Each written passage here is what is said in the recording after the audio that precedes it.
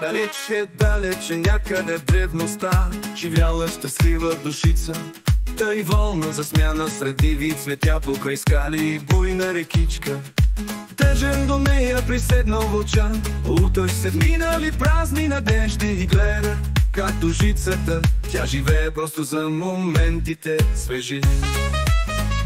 Мила душице, попитал вълчан, кажи ми, приятелко, как го постигна този баланс на хармония в теб, че и аз да бъде спокоен. Отпусни се, вълчане, изхвърли ги навън, минало бъдеще да си отидат от тебе. И само бъди в настоящия миг, който е вечност без предели и време. Цели желания са само игра, която е вплетена в паячна мрежа. А ти успокой се, наслаждавай се в миг, който си само просветлена душица.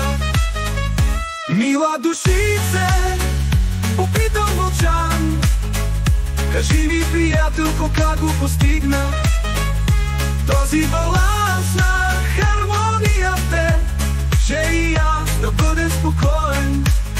Мила душице, попитал вълчан, кажи ми, приятелко, как го постигна този баланс на хармония в теб, че и аз да бъде спокоен. Отпусни се, вълчане, изхвърли ги навън, минало бъдеще да си отидат от тебе. И само бъди в настоящия миг, който е вечност без предели и време. Цели желания са само игра, която е вплетена в паячна мрежа. А ти успокой се, наслаждавай се в миг, в който си само просветлена душица.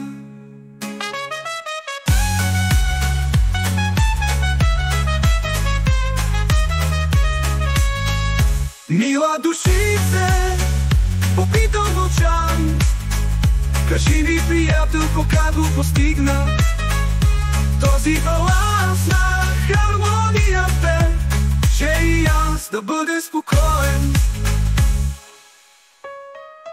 Цели желания са само игра, която е вплетена в паячна мрежа.